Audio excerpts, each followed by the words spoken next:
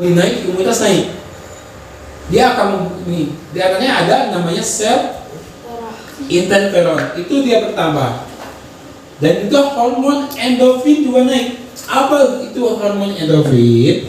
Hormon endorfin adalah hormon ketenangan. Jadi orang gelisah ya, gelisah, tegang, nggak nyaman, itu dibekam aja, insya Allah dia akan tenang. Kenapa? Dari proses bekam itu ya, ada namanya hormon dalam tubuh kita itu naik. Namanya hormon ketenangan atau hormon endorfin. Dengan tenang tentu imunitas pun akan bertambah. Ya, ini masya Allah luar biasa teman-teman. Jadi kita nggak usah bikin lagi dah untuk bekam.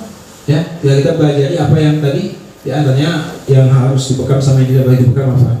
Namun untuk kualitas atau manfaat bekam itu udah jangan tanya dah. Ini dari hadis jelas, dari profesor ini juga jelas, kan? Jadi kalau kita ingin sehat ya berbekam, simpel kayak gitu ya. Gitu. Kalau udah bicara hormon itu kan ranahnya medis, ranahnya kedokteran keilmuan. Yang jelas buat kita mah ini ada dalil samina wa ata'na. Ya, kita mendengar, ya, kita taat. Oke.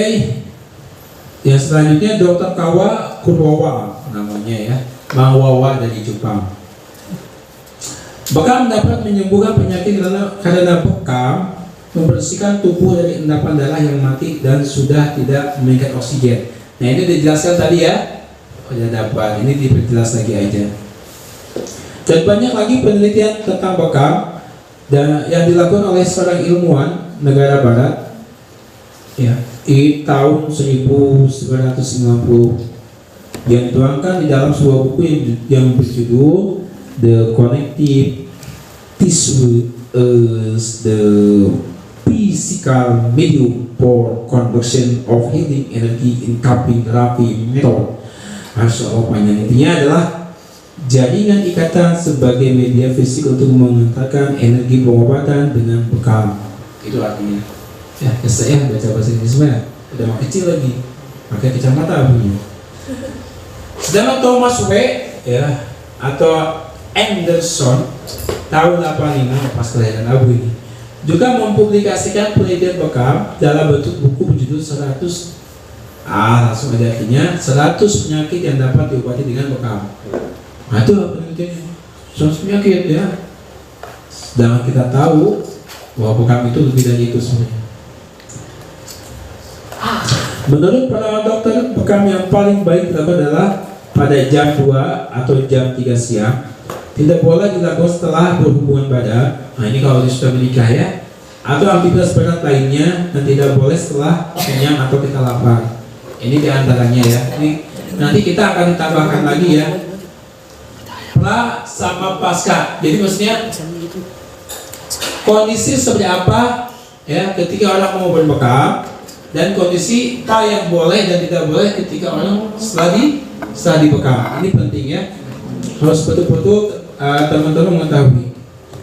Ini ada juga terakhir, ini menurut guru Abu yaitu Ustadz Dr. Wada Umar mengatakan semua itu merupakan bukti mujizat besar Nabi SAW dalam bidang pengobatan, di mana Rasulullah SAW sendiri mengisahkan bahwa manfaat bekam yaitu dapat menyembuhkan 72 penyakit.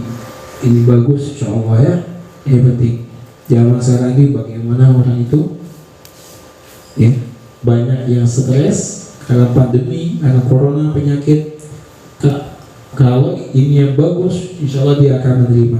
Bukankah sesuatu itu terjadi karena takdir Allah SWT, maka kita terima. Ya, kalau dia mengimani takdir, maka dia akan tenang. Kalau dia tenang, maka insya Allah ini enak. Ya, tidak akan jadi masalah. Oke, lanjut. Nah, ini udah masuk ke logistik bekam. Untuk ini pembahasan logistik bekam ya, dan tata cara bekam insya Allah akan disampaikan besok ya. Jadi kita nyicil dari sekarang ya. Insya Allah ini kita mulai jam 8 sampai jam 9 besok insya Allah. Sekalian nanti besok Abu Fawad bawa logistiknya ya, sekalian pengenalan gitu ya. langsung dikenalkan dan barangnya ada, gitu ya. Itu insya Allah. Ini sebagai gambaran awal saja. Nih adik-adik lihat ya. Di sini peralatan bekam banyak juga. Nah, ada hand pump, ada sarung tangan, nanti menyusul ya teman-temannya yang lain. Nanti juga kita akan belajar tentang tata cara bekam yang betul, bagaimana langsung praktek. Ini titik-titik sunnah ya. Nah, ini manfaat bekam. Jadi kita sampaikan. Ini tambahan bekam tadi diulangi lagi ya. Pendobalan apa? Slide. Nah, ini materi terakhir yaitu tentang sterilisasi. Ya, sterilisasi, jadi bagaimana steril itu kita akan belajar. Nah, ini bukan kepala. Nah, sebenarnya bukan kepala ini teman-teman masuknya ke pendalaman ya. Nanti yang akan Abu ajarkan adalah titik sunnah. Titik sunnah bekam itu di mana? Di punggung aja. Ya, ini tidak. Nah, ini aja titik sunnahnya di sini aja. Ini nggak masuk ya.